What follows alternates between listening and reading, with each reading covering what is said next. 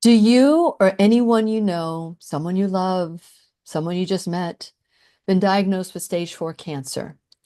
And usually when that happens, it is devastating. You feel terrible. Of course, there's nothing you feel you can do to help. And possibly that person has been sent home to die, just to get their affairs in order.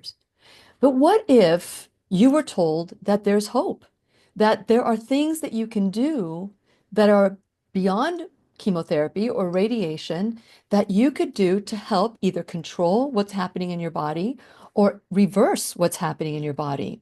What if? But let's explore the what if today because it's happened. So I had the pleasure of meeting Jane McLelland last year at the Annie Appleseed conference, and we've waited a whole year to have her back, or to have her in the classroom.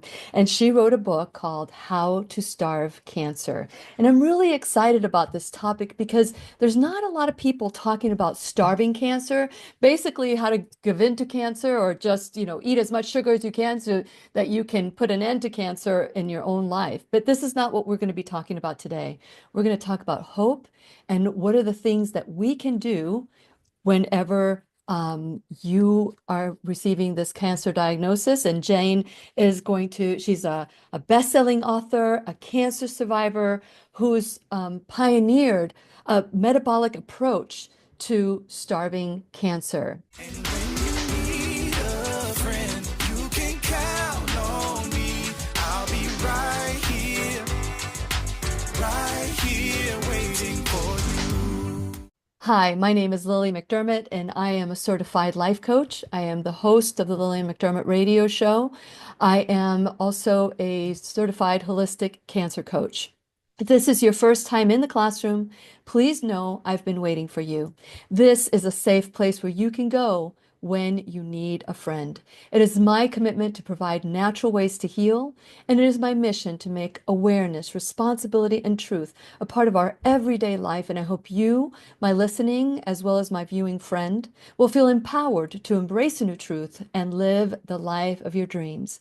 As I said, I was so impressed by Jane last year, and I got to spend some time with her this year at the Annie Appleseed conference and just reconnected with her. And just I'm so excited that she's here today. And I'm sure that some of you will have questions. Make sure that if you have questions, just send them to me, or we'll figure out a different way that you can get these questions answered. That there are different ways that you can get a hold of Jane McLelland. And I'm just really excited because it is our sole purpose in life to give and receive love and knowledge. And I'm grateful that Jane McLelland is here to do just that. Welcome. Welcome to the classroom. Oh, delighted to be with you finally, I Lillian. know, I Yeah, know. I am so grateful that you'll be the teacher today. And I'm grateful that you have an incredible story that will probably wake up probably most of my audience, if not already my audience is awake about these truths. But share a little bit about your background and a little bit about your story so people understand where you come from and yeah, what got you to where you're at today. yeah. Well, it was a bit of a journey, a bit of a tumultuous journey from being diagnosed initially in 1994. So we're taking it way back a long time ago. I was only 30 years old when I was first diagnosed with cancer. So that was cervical cancer, and then my mum died of stage 4 breast cancer only 2 years later. And that was a massive wake up call to me that whatever I was doing, I was actually a stage 3 by general type of diagnosis because it had spread to all my lymph nodes. And I realized I was only one step away from stage 4. And her death actually spurred me on to really realizing that I was only a small step away from stage 4 myself. So I started adjusting things about my diet, my lifestyle, everything when my mum died. And she was kind of like the platform for me to change my health. And when I was diagnosed with stage 4, in 99, it had spread to my lungs at that point. I was kind of already halfway on the mission to doing the right thing. And in fact, my cancer had only got large because they missed it in my lungs. They did an X-ray and then they went back and looked at it, and then they realized that it had been there for a while. But actually, it hadn't really increased that much in size. I just had one tumor, golf ball sized tumor in my lungs, and it hadn't really really increased in size. And that was probably as a result of me changing a lot of my lifestyle. So that gave me a lot of hope. And then I carried on doing the sort of natural things on top of the chemo. I had more chemo, loads of chemo, so much so that actually in 2003, I ended up with a bone marrow sort of like a pre-leukemia type of bone marrow cancer called myelodysplasia. And when you have this as a result of chemo and radiotherapy, because I'd had a lot of radiotherapy as well, I'd had all the traditional treatments. This is even harder to treat than just a normal leukemia. So I knew I was really struggling at that point. So I'd done the intravenous vitamin C, I'd done lots of nutritional supplements, I'd done the diet, and that clearly wasn't doing the job for this new cancer. So then I had to try and dig around and find other ways to try and stop it because it just wasn't enough. And I dug around and found some old drugs that had these anti-cancer effects. And I knew that they would work in certain ways. In fact, I think a lot of luck came into the fact that I stumbled across some of the right drugs at the right time. And it made sense to me that a combination, a particular way of combining these drugs together would actually work synergistically. Like I put together a statin, so I used lovastatin, which was one of the first statins, a cholesterol drug for cancer, and that worked synergistically with a non-steroidal anti-inflammatory. And we're talking about things like atodolac was the one that I use, which is normally used for rheumatoid arthritis. So the combination of the two of them apparently worked better for cancer, was 5 times more effective than either one of these drugs on their own. Then I layered in another drug called dipridamol, which is normally an antiplatelet drug. And I'd seen lots of research on that for AML, so that's acute myeloid leukemia, myeloma, breast cancer, and also for melanoma. And I thought, well, that looks interesting. It's obviously got wide-ranging anti-cancer effects, so I'll stick that in the mix as well. And so I was just kind of layering these things in, and then eventually I added a drug called metformin. But to start with, I was using berberine, which is a natural form of metformin. And that has effects at sort of systemically lowering the amount of glucose in the system. It also stops something called gluconeogenesis. So if you do any kind of fasting, your liver will kickstart and try and convert fats into glucose to try and top up the levels. In fact, metformin blunts this effect a little bit, so you can keep your sugars a bit lower. And of course, cancer loves glucose. So it's all a matter of sort of starving the cancer in different ways, because it ended up that I was actually not just starving the cancer by diet and lifestyle. I was using supplements and I was using these off-label drugs. These were targeting specific pathways that fed the cancer. So even though I say how to starve cancer on the front cover, everybody thinks it's just going to be diet and recipes. That's not the case. No. It's a full program of different approaches that work synergistically together so that you end up starving that cancer cell of what it needs to survive. And it is like a parasite. It just needs to feed because it's constantly hungry.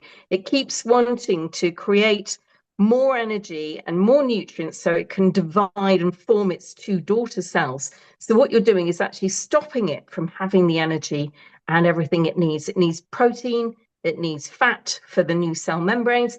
And I was effectively starving it of those primary factors that it needed to survive. So it's a much more basic approach to trying to get rid of cancer. But the point that I'd like to make here is that all of the approaches and all of those drugs can be used synergistically with normal conventional therapy. And I would suggest that people really understand that. I'm not telling you to do something totally alternative. These are things that can be done as an adjunct to other conventional care to make them actually work better. And that's a really important point I'd like to make. Well, let me go back to your story. In 1994, you had stage 4, was it lung cancer, right? No, well, it was cervical cancer, Cervical and then it cancer. spread. Okay, so I Yeah, think yeah, yeah, yeah, can we go back a little bit because this is important yeah, too. Yes. yeah. So it started off cervical cancer, completely misdiagnosed for years. You know, I was under a rogue doctor who I won't go into much detail, but I just think he almost wanted. I think he was a misogynist and really was not interested in treating women and almost letting them progress.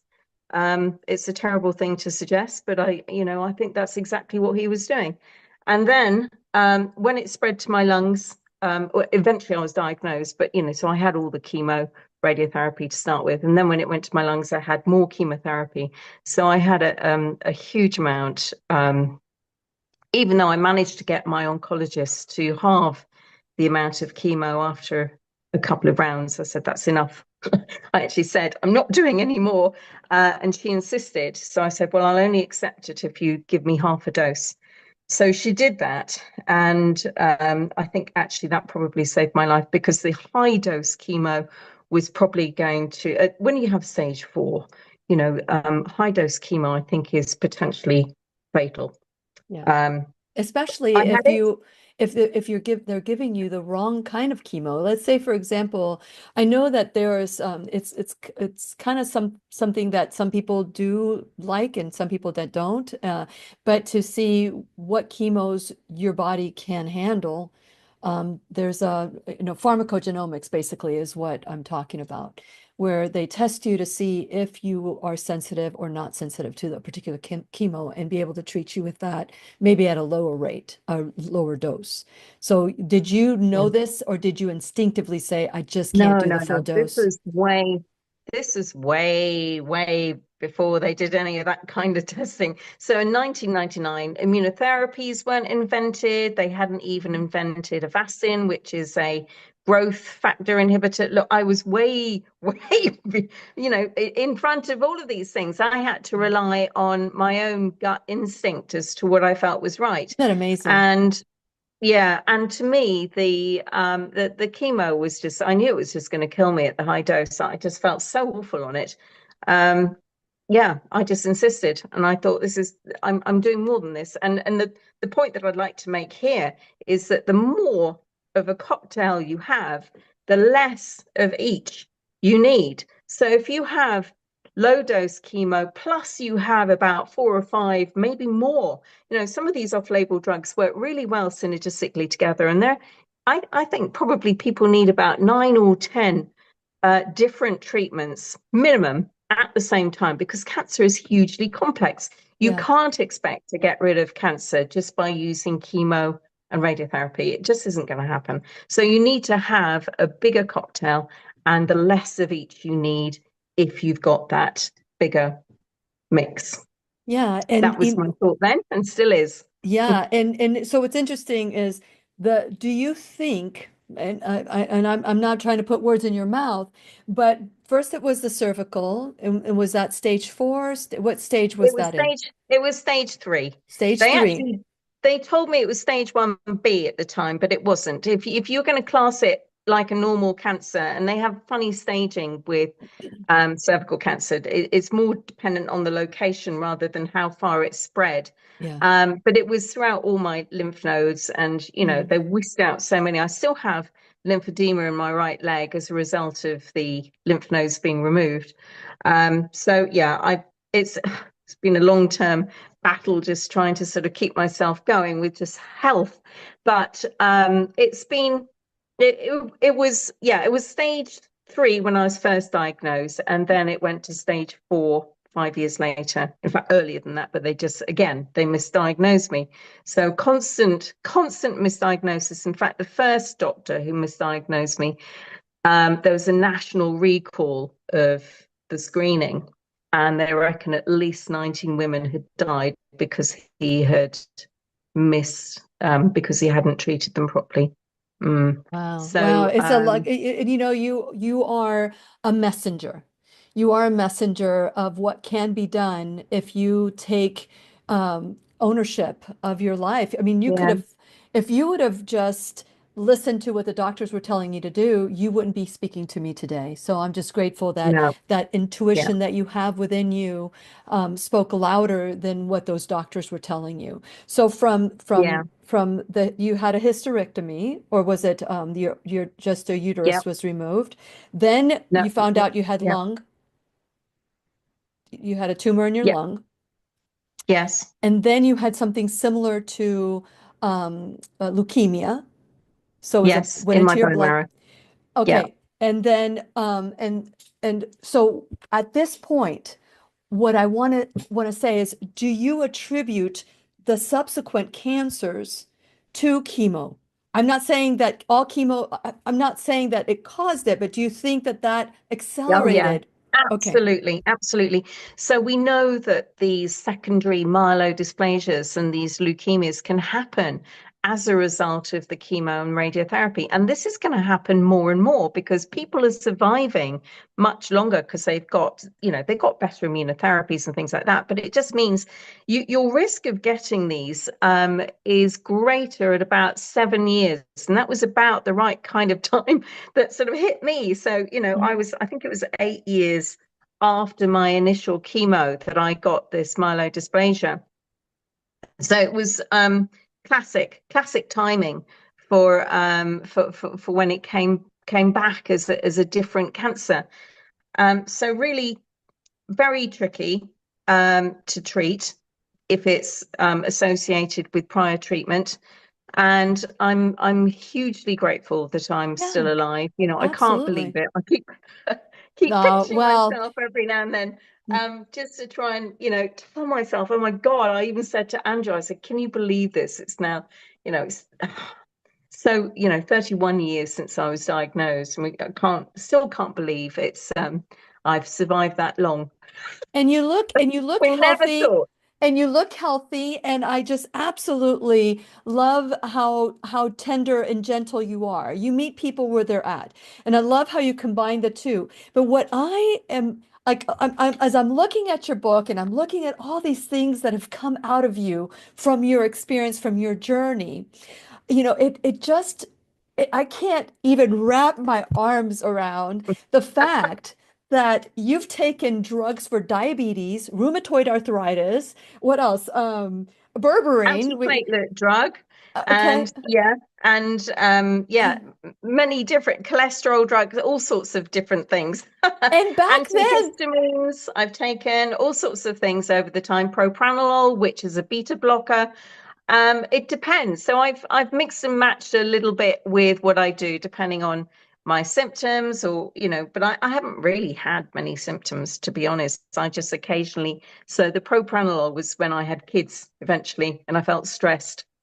And that was just to keep me a little bit calmer, because I know that because it helps to block a lot of growth factors in cancer, propranolol. So it's very effective at that. And it used to keep me a little calmer. yeah. So you're here Good you boy. are. You don't have any internet back then. There is no such thing No, as an internet. hardly. Well, So hardly, a how little did bit, you but really, it was really hard. So I ended up going to libraries, sitting in, hospital libraries, in the Nutri Center was a brilliant place for me because that was like a focus. It was a hub of lots of books, cancer books, health books, and it also had supplements that you couldn't get anywhere else. So I used to sit in the basement in the Nutri Center for hours, just pouring through things, reading magazines, reading, the latest stuff. There were two magazines that used to really capture me. One was the Townsend letter for doctors and patients. So that was all about integrative medicine. And the other one was Life Extension, which was sharing new research about drugs and supplements and things as well. And, I would credit a lot of my survival down to reading those two, and also reading, the hospital literature. I mean, digging around, finding the article in the Lancet back from the 1980s. Yeah, just really hard. Well, Uh, that's how much you want it. I really believe that your desire to live overrode any stage 4 cancer diagnosis that you ever had. So that mm, desire to just focus on what was possible, I just Yeah. think it's just brilliant, just Well, amazing. I do think I was lucky that I did stumble across some of the information and it just clicked in my brain. I thought, you know what, that makes sense.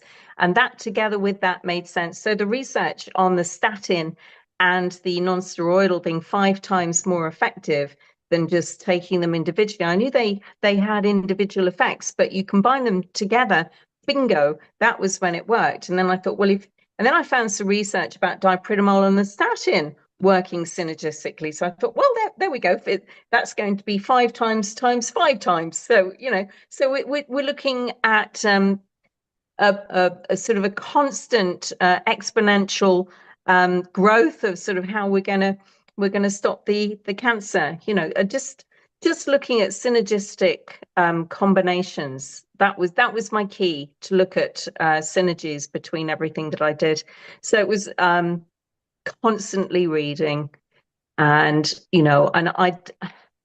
I didn't have the guts. I'd come across some of these articles before I got the myelodysplasia, and I'd kind of put them to one side.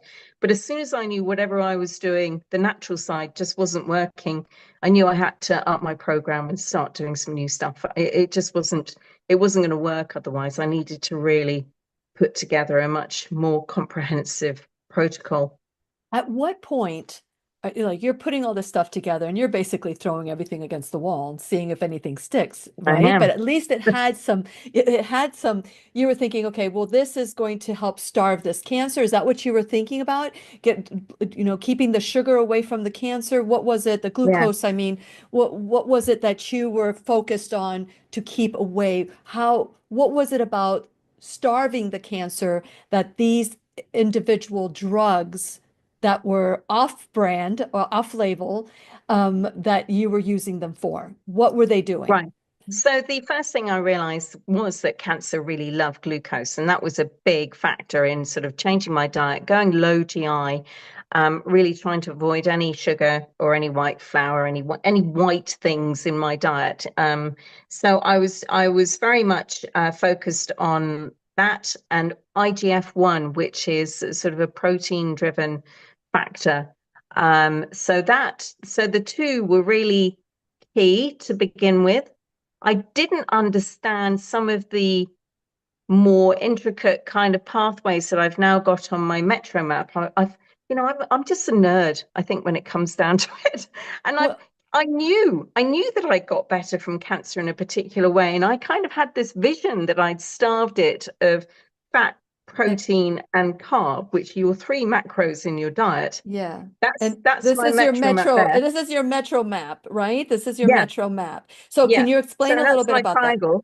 Yes. Yeah, so I'll just quickly explain that. So the red side is my glucose side, the blue side is my protein, and the yellow bit at the bottom is the fat. And there were certain pathways that I knew that you had to kind of starve. Now, I didn't know all of those when I was trying to devise my protocol, but having worked out what my protocol was, I've since gone back and I've gone, oh my God, I've blocked that by doing this, and I've blocked. So I've worked out that actually I did it by blocking all of. I've sort of reverse engineered what I did, and I thought, You my God, this is just brilliant. I didn't know I'd done anything quite so genius at the time, but it was genius. That combination really worked brilliantly. So I thought, oh my God, I've just got to get it out there.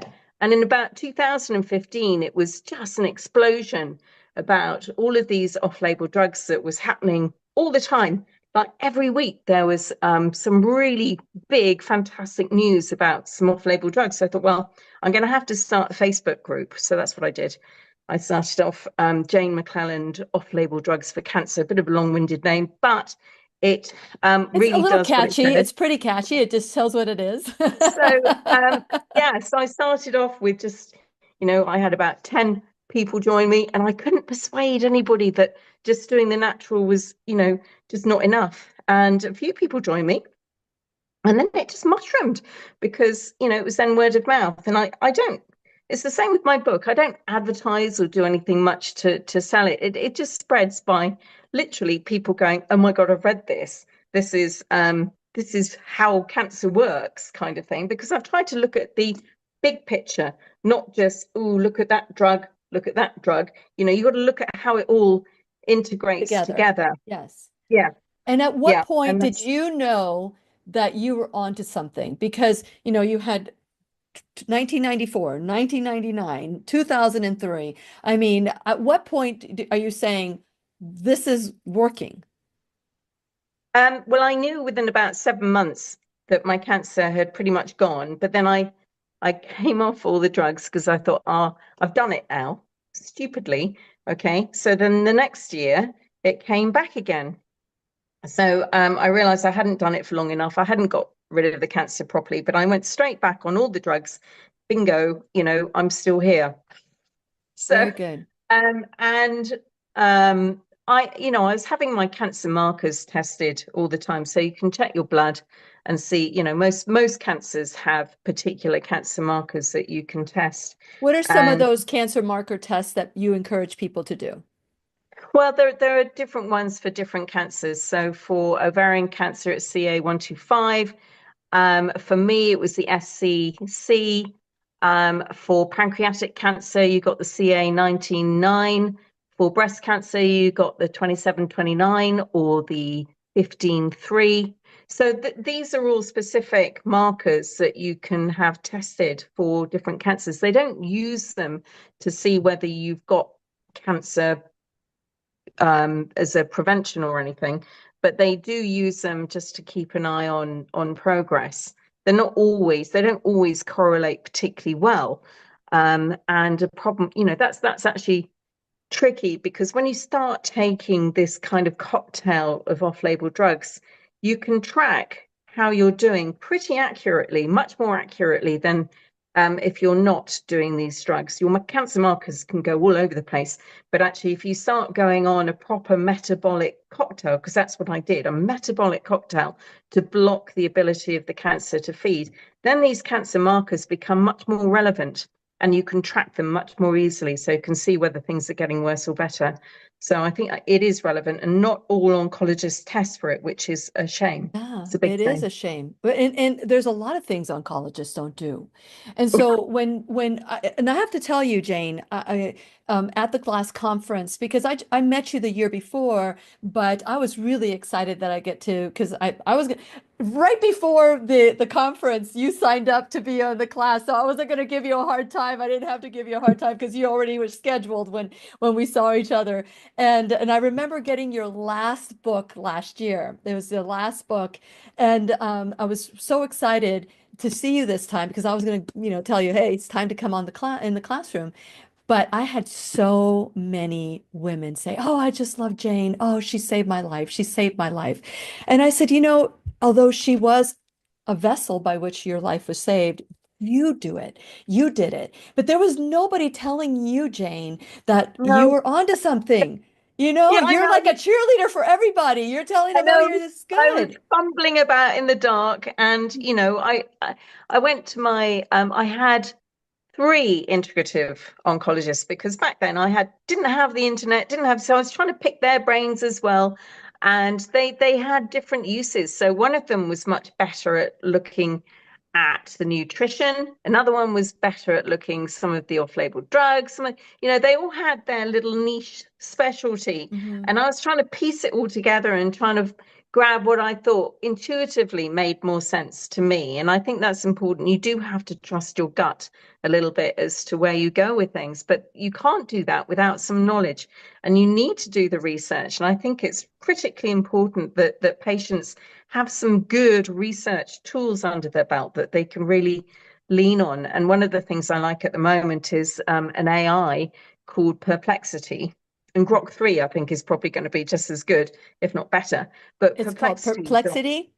perplexity.ai, and I try and get all patients these days to download that so they can plug things in and have a look. And it's much more reliable than just looking on Google, because that's what I've been doing for years, is just trawling through thousands of papers just to try and find. So if somebody says, "Oh, I've got melanoma, can I take the propranolol with my immunotherapy?" Well, I know you can, but there are things that you can look up and go, yeah, that's going to be really beneficial for you, because you can check it these days. I tell you what, the whole Wikipedia and all of this, because Wikipedia is badly abused by some people. Yeah, yeah. And you can get all sorts of weird and wonderful people doing pushing out bad information, but the AI is getting better at trying to sift that out.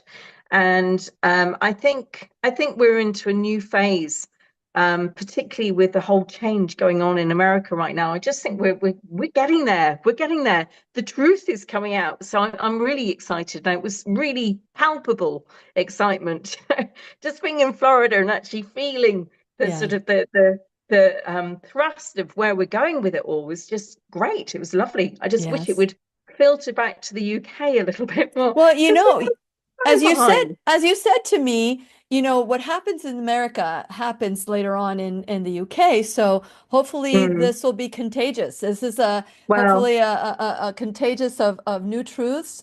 And yeah, people will start thinking about these. But here's the question I have for you. As I was looking at your book and I'm thinking about all these off labels and all the different things that you put together. How many doctors, oncologists, nurses, practitioners do you have on your side after seeing some of the results that you're getting, or your patients, or your clients, or your followers are getting? Because I want to make sure I don't say that you're treating them or anything to that effect.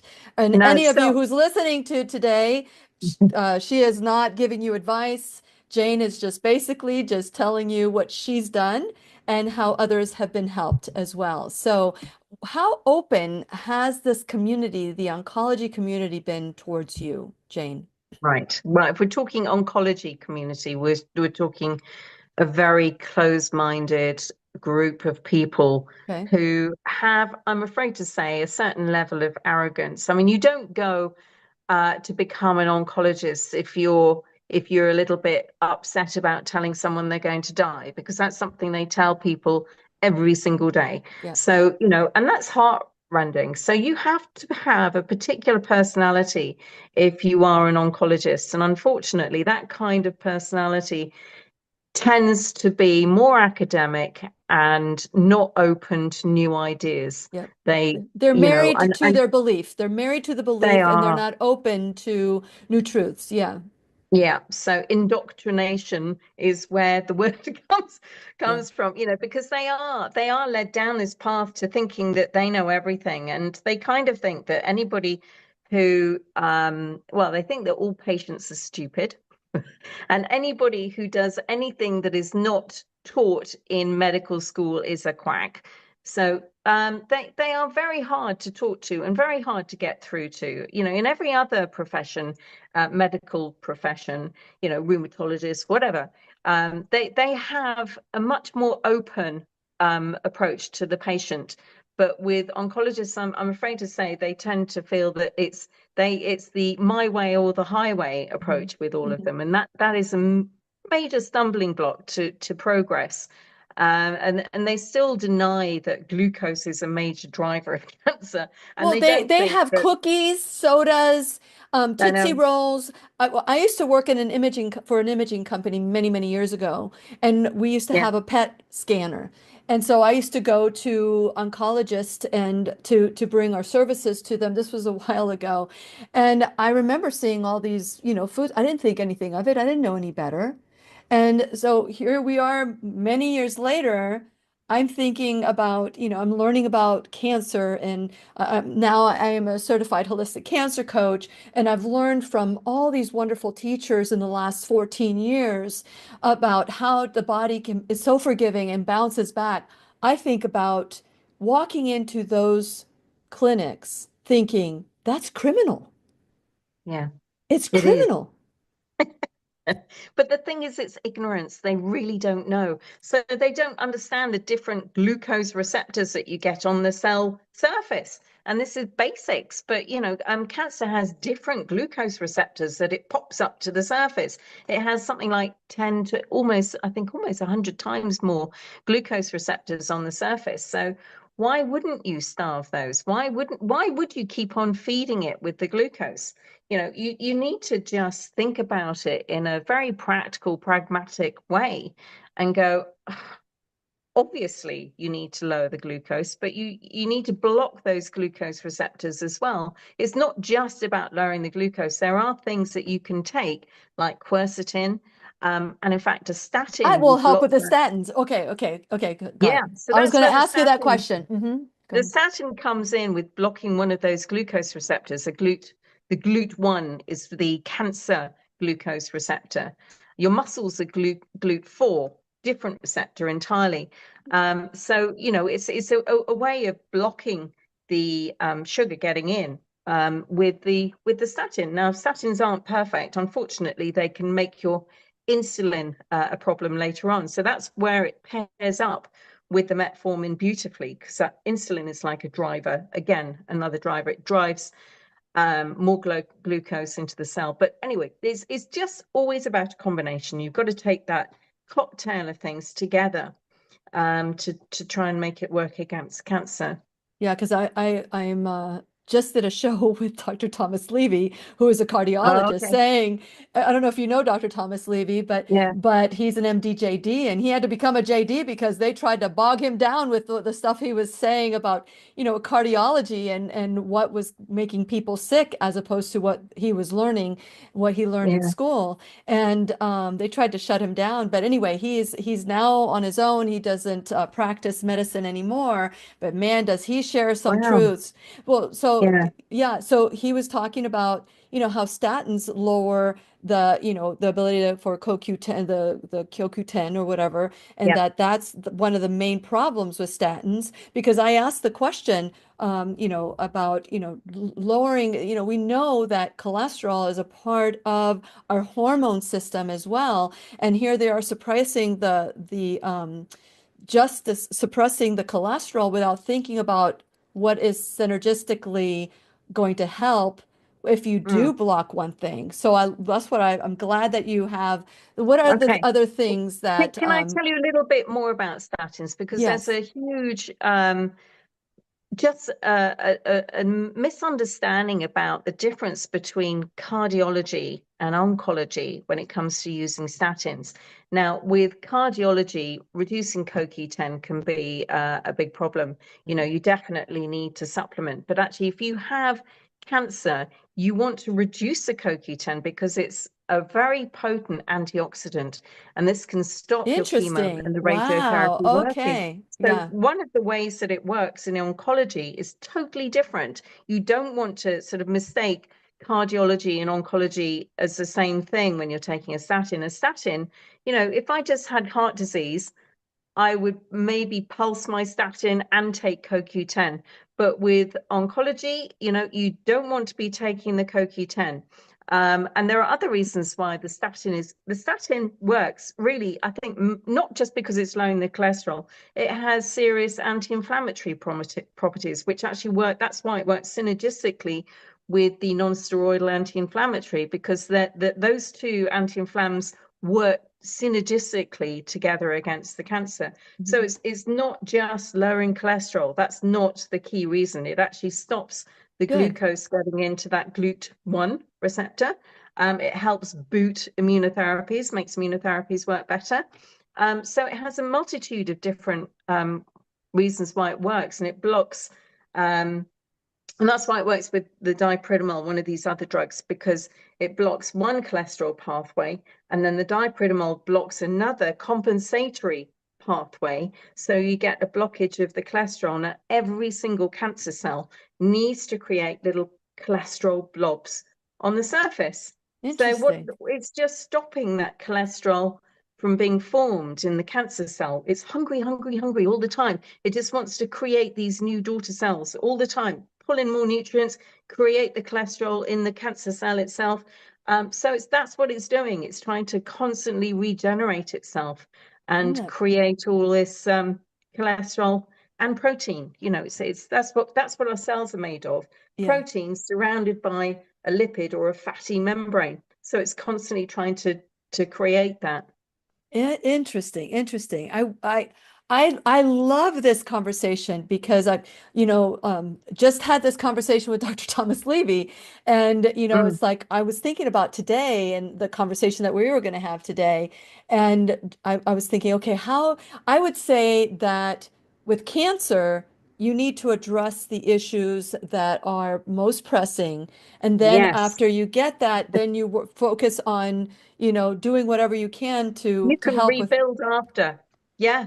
But you need to address the real elephant in the room is the Correct. cancer. You cannot ignore it. You Yes. cannot ignore it. You have to go for that first and Yes. do what you can. It may mean taking a statin, and people don't always like statins. That's tough, Yeah. because they work. There are some natural equivalents like bergamot that will help to do the same thing. Dried And yeast. What about red yeast red rice? What yeast about, okay. rice, but it's only got a very low amount of statin in, but it will help. In fact, it has other effects as well, and it works really well with berberine. Actually, red yeast rice and berberine are a really good synergistic combination.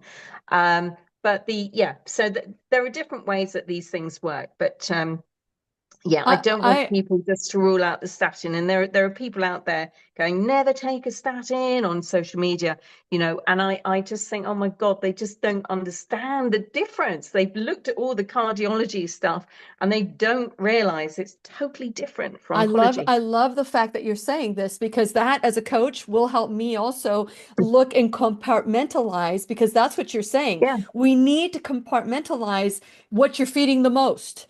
And when you yeah, feed that, because when you are talking about changing your diet, you've got to make sure you block these sugars and you're doing all these other things that will also help your heart health.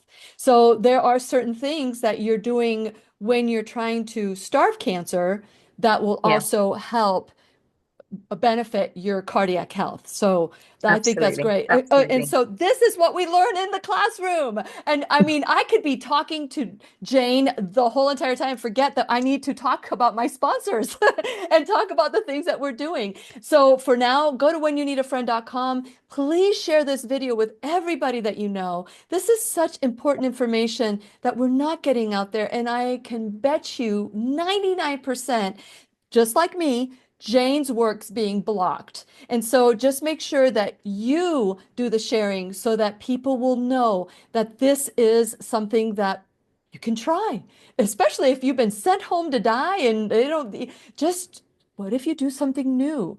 When you change the way you look at things, the things you look at change. And if you do something different, you will get a different result.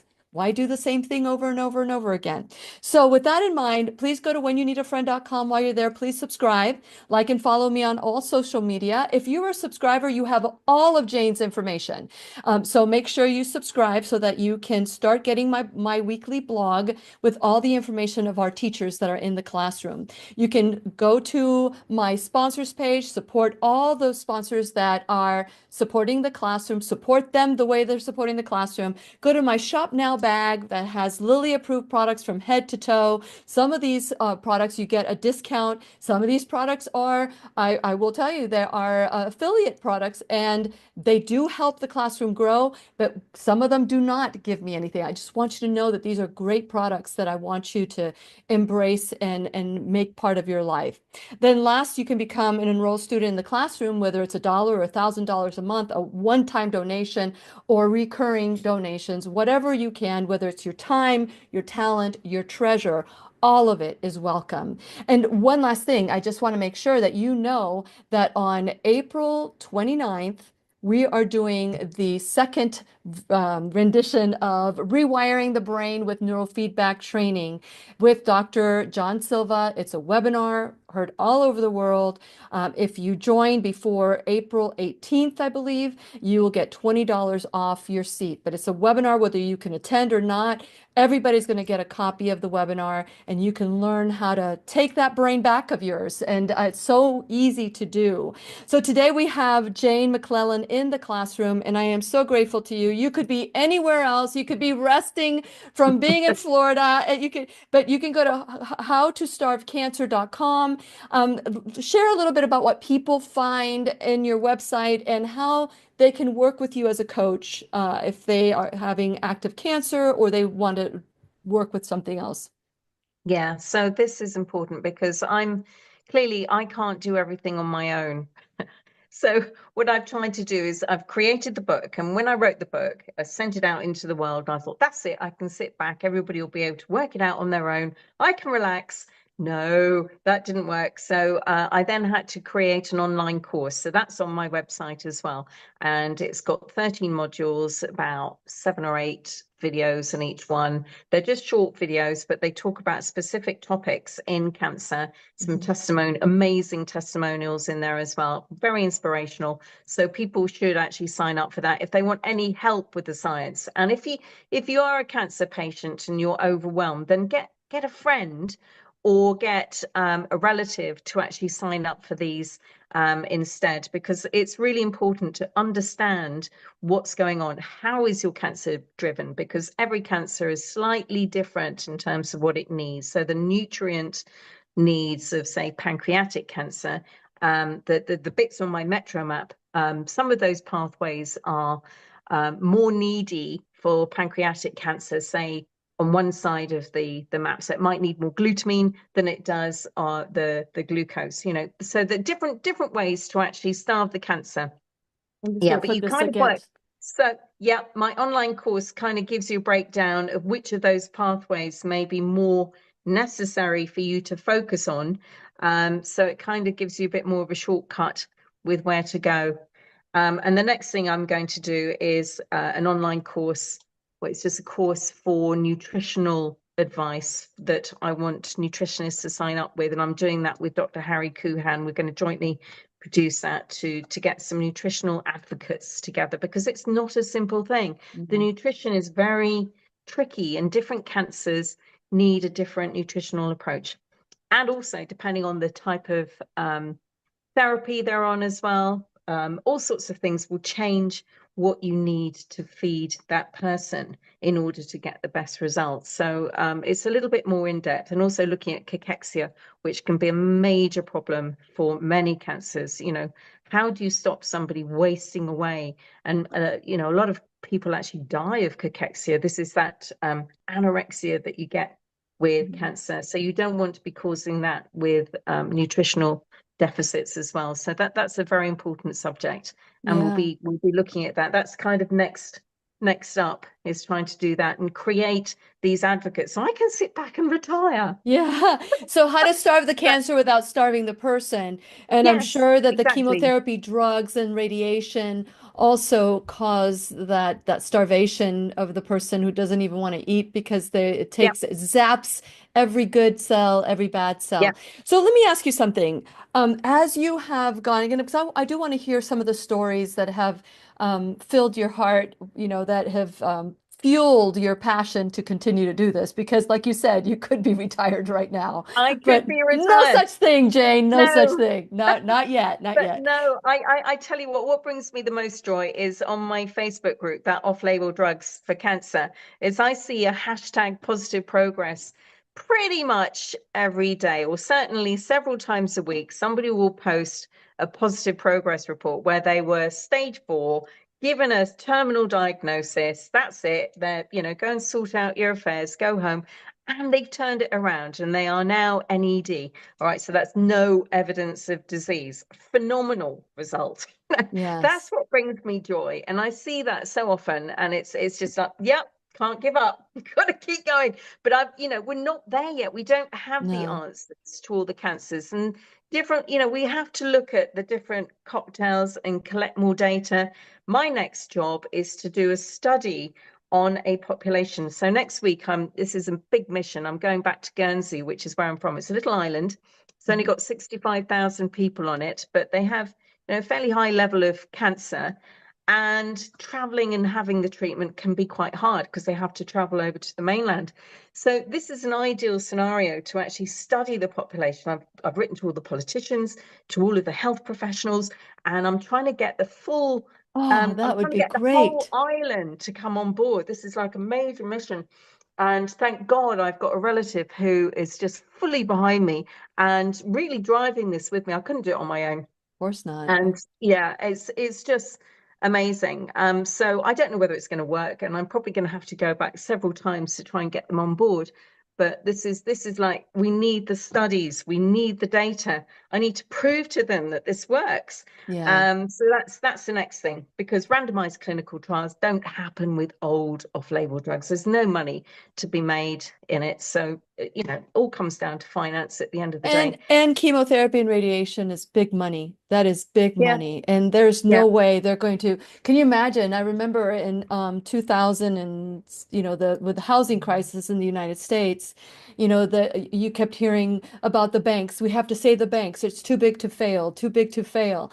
But all the people that lost everything, we were just small, they didn't care about us, No, no. businesses that were shut down, homes that we had to walk away from, all these things.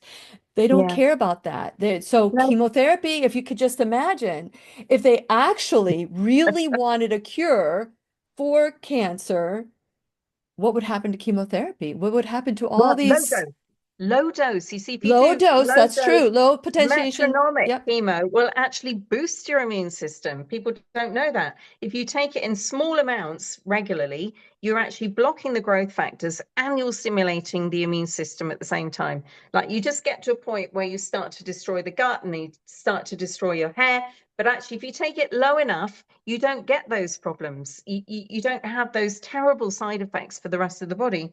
And it's Mhm. all about dosage, timing, etc. Everything's That's about that's the dosage and poison. The timing and the combinations. The poison is in the dosage, right? So let Yes. so Yeah. so I do we only have 5 minutes left. I can't believe this. Okay, so I do have a question. I know someone who has rheumatoid arthritis, and you were talking about a drug that was helping with cancer, that you were using for people that normally take rheumatoid arthritis. Have you noticed that you can do this synergistic kind of off-label dosing with more than cancer? With somebody that has And I rheumatoid wouldn't say arthritis? I've not really looked at rheumatoid. It's never been that much on my radar, but certainly cardiovascular disease certainly has. And Alzheimer's, these are very key metabolic diseases. And a Mhm. lot of what happens with, if you starve the cancer in this particular way, you can actually see you get these different metabolic parameters happening for cardiovascular disease as well. So the combination of dipridamole and statin, those two actually, believe it or not, work synergistically for cardiovascular disease because it produces nitric oxide, the combination of the two. So on their own, meh, not that great. But the combination of the two, that's where you get good effects, and aspirin as well. So the combination of aspirin, dipridamole, and the statin together for cardiovascular disease. And for Alzheimer's, I think there's a huge amount that we could do with the off-label drugs, particularly with the inflammation. The inflammation is like underlying everything. It underlies Alzheimer's, cardiovascular, and oncology as well. Just all cancer cells are driven by inflammation. So that's key. So which one would be that off-label drug for For dementia? inflammation, well, I would say, well, actually, even aspirin for so a lot of people hate statins because they think it causes dementia. Mhm. Um, but Well, if I think you could, there's dementia-like symptoms, cognitive yes, decline, but yeah, I don't know if they get off of it, they improve, is yes, as I that's right. understand. That's right. Mhm. So I think you should pulse a statin. If you've got a potential for Alzheimer's, a statin can help, but you've got to, I suggest you pulse it maybe 3 weeks on, 3 weeks off. That would be my preference. Um, for me, that's not advice. It's just what Mhm. I think. But combined with other anti-inflammatories, in fact, propranolol seems to be very good for Alzheimer's as well. So yeah, lots of synergistic protocols which are useful. So you had mentioned that you still are shocked that you're still here. Do you have any Yeah. evidence of cancer? And No, I good, hope not. Touching good, wood. I, you good. know, I haven't had my cancer markers done since pre-COVID, and I probably should. But yeah, I Well, feel okay. that's what's important. Now, and you said, I can't believe that I'm here. So, have you ever worked with someone that you still can't believe they're still here? Oh, many people. Yeah. Many, Any many story in people. particular that you would like to share? We've got Um, 1 minute. Oh my God, no, there are too many. Seriously, I mean, and um, I, I, I often don't find out, and because I let the patients wander off and do their own thing, and then I only find out like 5 years later, they come back to me and say, "I'm still here," and I go, "Oh my God, how did they do that?" But and it's just an amazing surprise to me that it's not a surprise. I know they're going to do well, but I just it's the ball has to be in their court. They have to be the CEO of their own journey. And you sometimes wonder whether somebody's actually got the balls to do it and the guts to really go for it. And that's what you need to be a survivor. You need that certain belief, that inner belief that you can do it. Yes, So absolutely. important. So Very, very important. important. And we didn't even talk about emotional traumas or anything like No, that. God, So I thank God, right? definitely have PTSD.